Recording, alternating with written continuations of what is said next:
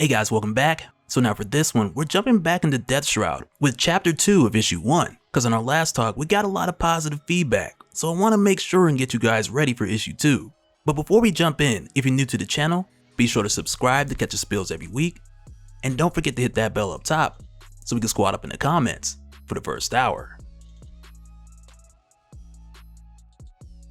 Alright, so at this point where we jump back in for chapter 2, we pick up with John Azrael, the Deathshroud, just moments after avoiding the fight with Thargath that we've seen in chapter 1. But at this point, with him making his way through Cobalt City, a number of things are racing through his mind. Like for one, where did that guy Charon go? But also, how is he gonna tell Elizabeth about all this? Because before his recent transformation, back when things were closer to normal for John, his girl Elizabeth made a huge impact on his life. And I can imagine, like, with the way that he describes how his life was a mess before meeting her, that for John, with the way that everything has changed now, that there's a part of him that thinks that if only he could get back to her, then she could help him again to will his chaotic life in. But of course, this time is way crazier with him being the son of death and everything. So you can imagine how he's still trying to wrap his head around the part of just telling her what's happened and getting her up to speed before anything else. But while John's here trying to figure this out, we jump over to Charon for a second, who at this point in time is still fighting against Thargath. And it's here we find that with Charon sending John away, with him knowing that John wasn't ready to face Thargath,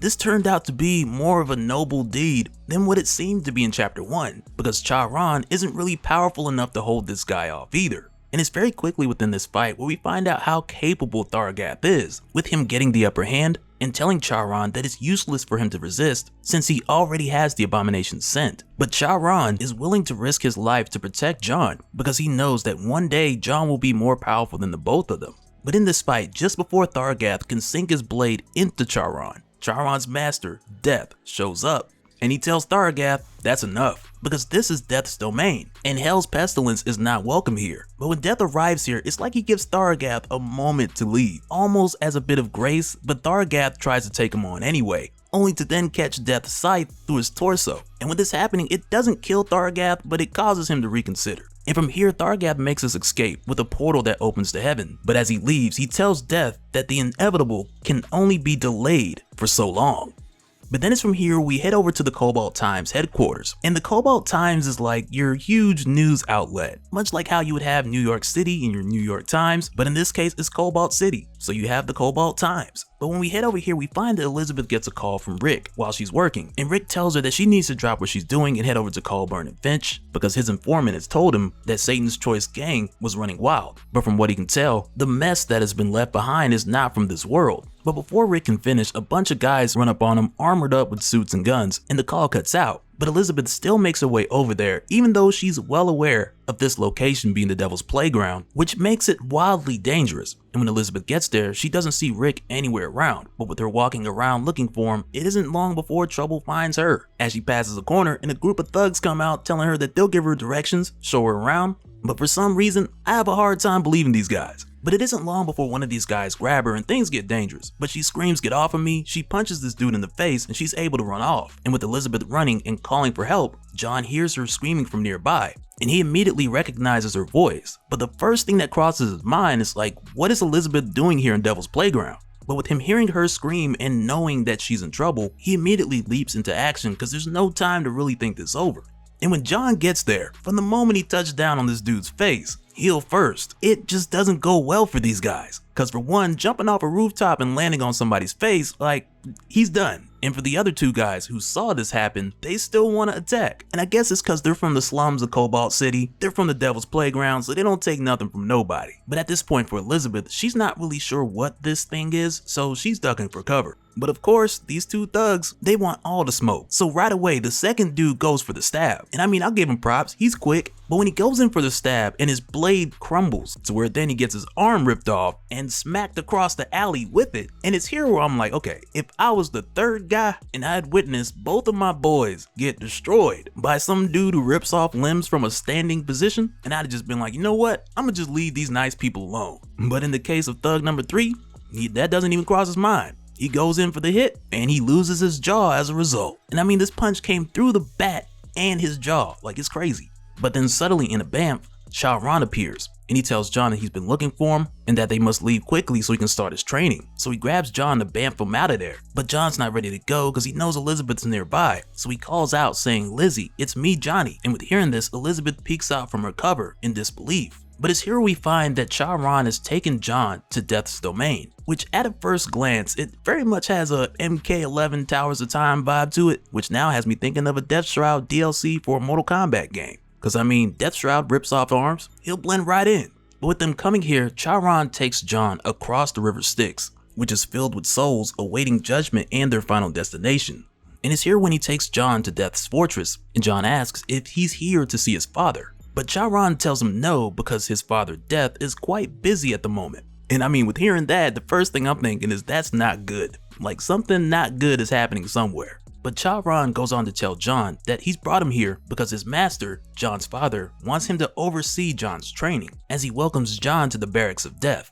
And it's here where Charon gives John his first lesson, which is on teleportation. And even though we saw John do this before, he wasn't exactly sure on how he did it. But Charon lets John know that all he has to do is concentrate on where he wants to be and just focus on his destination and he'll be there.